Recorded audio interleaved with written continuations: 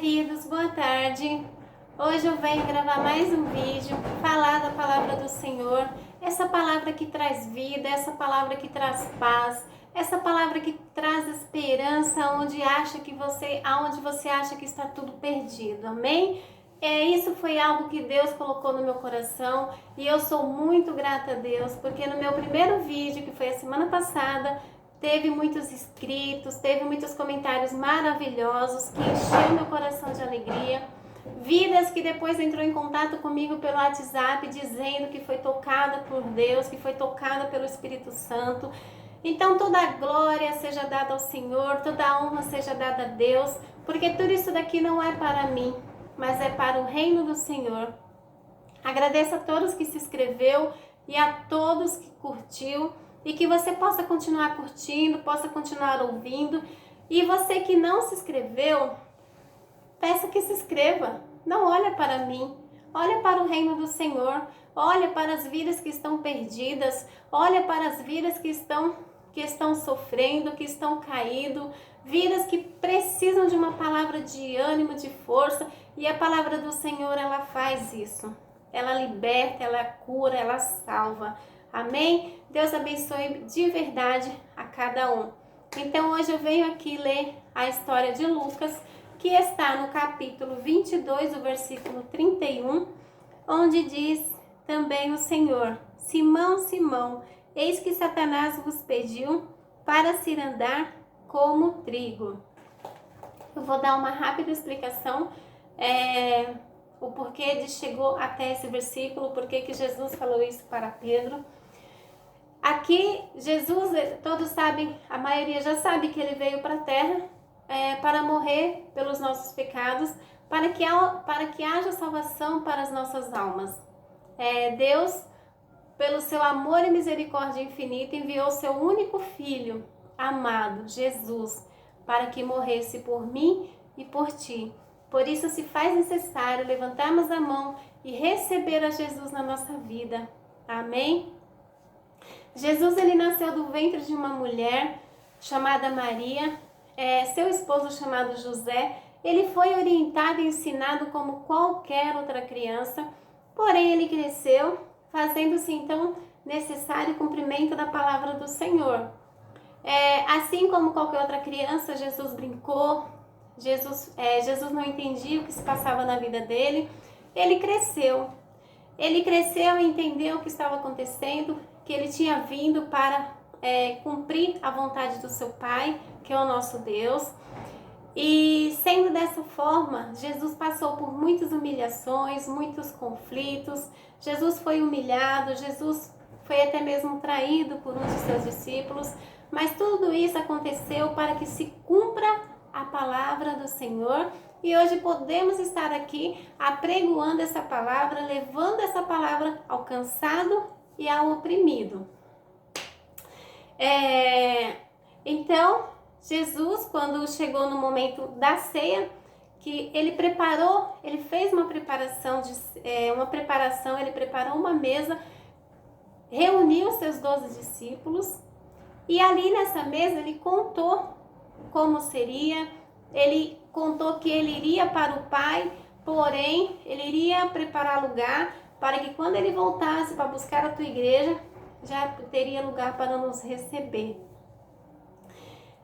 Porém, na preparação dessa mesa, ele pediu para que Pedro e João preparassem essa mesa, que era dois dos seus 12 discípulos. Nessa mesa ele se reuniu com esses 12, ali foi dado as orientações, ele falou para seus discípulos que seus discípulos, como seria, não explica isso na palavra do Senhor, porém lendo a história a gente deduz que Jesus estava explicando para eles, passando confiança para ele, que ele iria, porém os discípulos não estariam só, estariam na presença do Espírito Santo de Deus, amém?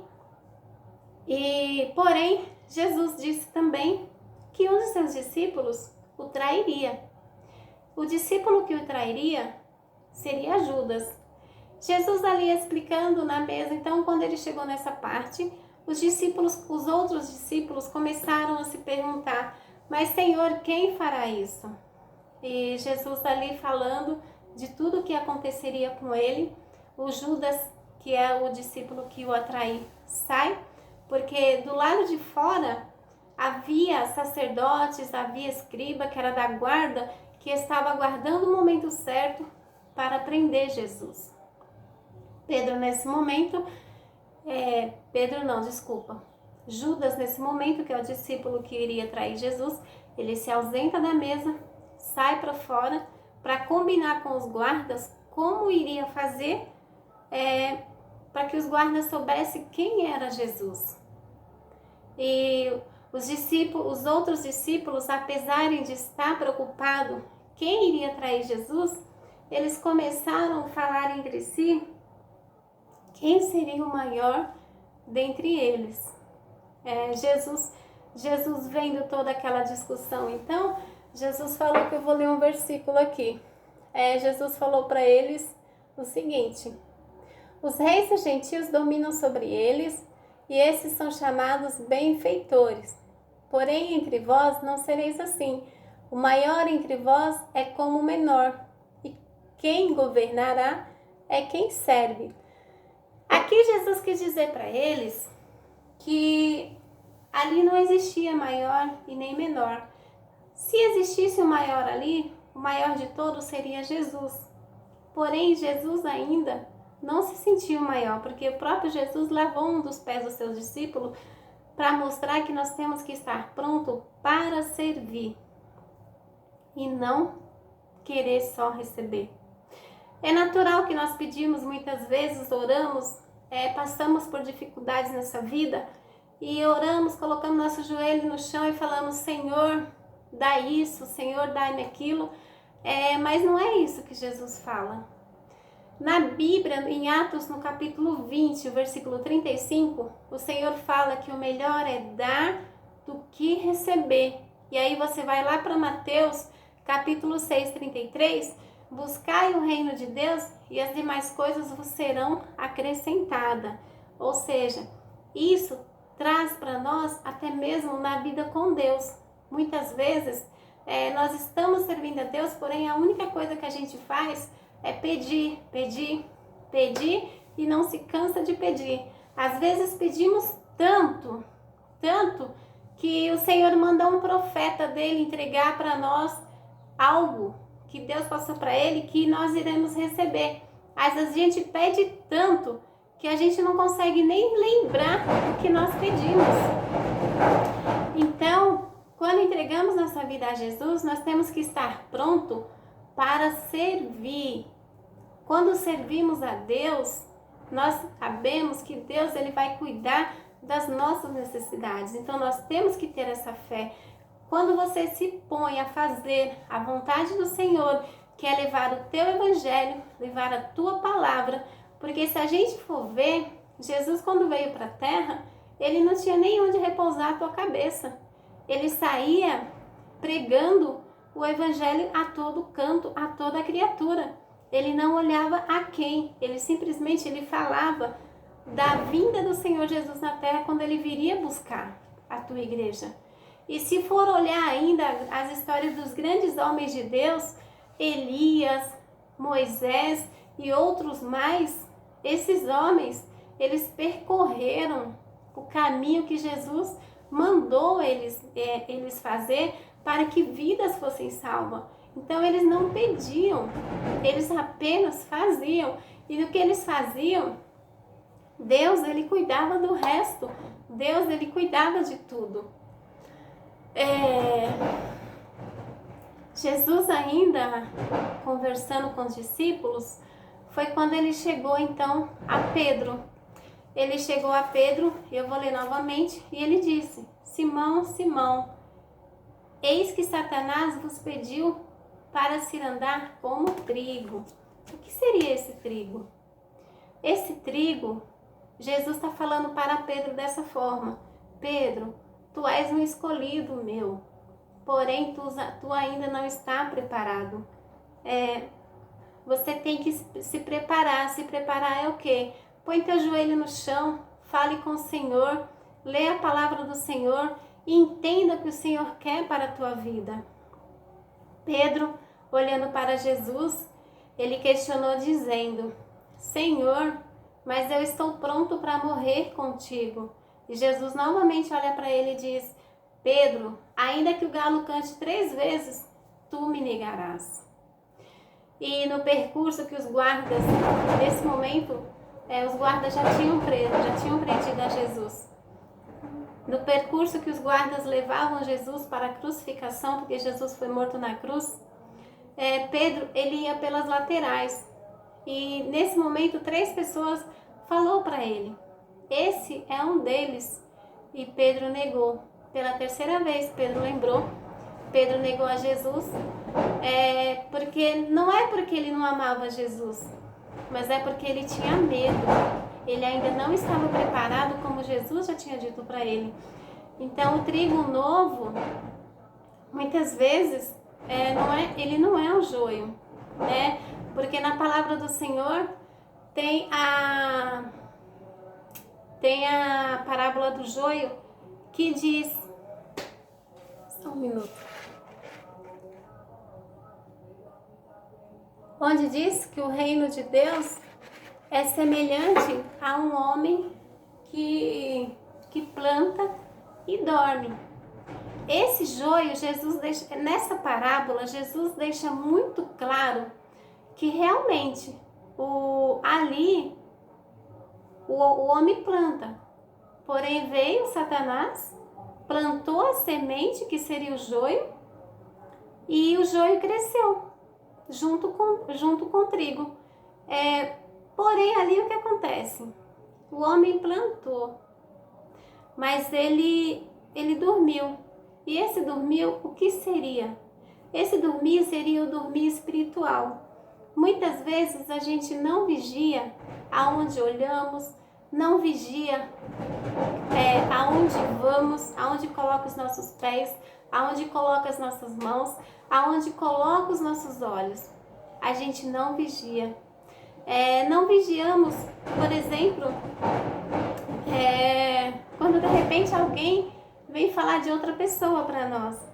Então muitas vezes a gente não vigia, não guardamos os nossos ouvidos e deixamos nos levar por conversas. Então ali o que Jesus quer dizer com isso? Que nós temos que ser vigilantes, nós temos que estar pronto para amar, temos que estar pronto para perdoar. A gente tem que saber que o trigo novo, ele dá trabalho. O trigo novo, que seria aquela pessoa que não está pronta, que ela se converteu, porém ela não aceitou a vontade do Senhor na vida dela. Ela esqueceu, ela aceitou Jesus, porém ela não sabe o que Jesus quer para ela e ela não quis saber o que Jesus tem para ela. Então, às vezes quando a gente olha para um irmão, para uma irmã, a gente olha e fala assim: esse é um joio. Não, esse não é um joio. Esse é um trigo, porém, ele é um trigo novo. Pedro, ali Jesus estava falando para ele, ele era trigo. O trigo na Bíblia é coisa boa, o joio é coisa ruim.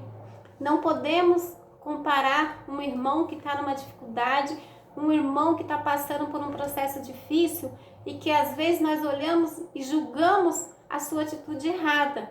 Mas talvez ele está em conflito, ele está em desespero, ele está perdido. Por quê? Porque ele ainda não conseguiu identificar a vontade de Deus para a vida dele. Pedro, ele era um trigo, porém, ele não estava convertido. Mas Jesus, com todo o seu amor, Jesus, com toda a tua paciência, ele sabia que Pedro ia ser uma bênção nas mãos dele. Ele sabia que Pedro ia ser ganhadores de alma. Jesus fez de Pedro, que era pescador de peixe, e fez de Pedro pescador de almas. Pedro, se você for ler a história de Pedro, você vai ver que Pedro se converteu no vídeo anterior, que eu falei exatamente sobre Pedro. Pedro, quando ele olhou para aquela multidão que foi derramado, o derramamento do Espírito Santo de Deus, Pedro ali estava pronto. Pedro, ele se levantou e falou do que Deus havia feito na vida dele. Então ali Pedro já estava maduro. Não podemos confundir um crente novo com um crente com tempo de igreja. O cristão maduro, o que seria? O cristão maduro é quando ele descobre o que Deus quer dele. O crente maduro, não importa o tempo de igreja. Tem cristão que com um ano, um mês, ele madurece. Outros levam anos. Porém, ele não é joio. Ele é apenas um trigo novo, que não sabe o que Deus quer para ele. Às vezes nos envolvemos em coisas que Deus não quer para nós. Por quê? Porque não houve o amadurecimento. E esse amadurecimento não vem do tempo de igreja. O tempo de igreja não importa. O que importa é o que a tua vida com Deus. Porque tem muitos crentes que estão anos dentro da igreja, porém, ele ainda não sabe o que Deus quer para ele. Amém? Eu agradeço aqui nesse momento, pela atenção de cada um de vocês que vão estar me ouvindo. E quando olharmos para o irmão, vamos olhar para ele com a mente de Cristo, com o olhar de Cristo. Como Jesus olharia para ele? O que Jesus faria para ajudar ele? Muitas vezes podemos arrancar um trigo achando que é um joio. O trigo, a história do trigo é tão interessante que se você tirar ele se você colocar ele na peneira e ele estiver verde, o trigo ele fica grudado na casca. Então, conforme você vai passando a peneira, ele abre a casca, porém ele não está maduro, ele não desgruda da casca. Ou seja, ele está verde. Porém, como você já balançou ali a peneira, ele soltou, abriu a casca, ele vai morrer. O joio é a mesma coisa. O joio é muito parecido com o trigo. É por isso que o Senhor Jesus fala: deixe que cresça juntos, e quando amadurecerem, você saberá quem é o trigo. Então, às vezes olhamos para um irmão dentro da igreja. Ele não é joio. O que está faltando nele é a preparação. E o que seria essa preparação? Essa preparação, ou ele vai ouvir Deus falar com ele, porque o Espírito Santo de Deus fala, ou Deus vai mandar alguém para falar com ele. Mas alguém para falar com ele que tem a mente de Cristo, que tem o olhar de Cristo. Quando eu comecei no Evangelho, uma oração que eu aprendi era a seguinte: Senhor, eu quero andar com teus passos, quero olhar com teus olhos, quero sentir com as tuas mãos. Eu aprendi essa oração com um cristão na época, era um senhor. E por muitos anos eu fiz essa oração, mas no decorrer dos anos eu percebi que eu perdi essa oração. E recentemente Deus me trouxe ela de volta. E hoje eu oro, continuo orando dessa forma. Então não é porque o meu irmão ou a minha irmã não faz o que eu acho que é correto, que ele é um trigo. A gente tem que tomar cuidado, porque esse trigo que a gente está achando que é joio, esse trigo pode ser uma bênção do Senhor lá na frente. Esse trigo pode trazer vidas e muitas vidas para o reino do Senhor. Amém? Que possamos refletir nisso, que possamos olhar com o olhar de Cristo para cada irmão, para cada irmã, porque o mundo que estamos vivendo não é fácil. Existem muitos caídos e muitos necessitados, e é para isso que eu e você que está de pé temos que aprender a estender a mão para essa pessoa e trazê-la de volta para Cristo. Amém?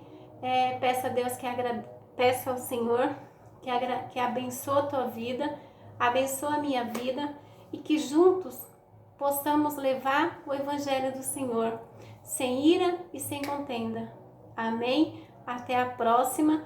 E no domingo, quem vai estar gravando esse vídeo aqui vai ser o meu esposo.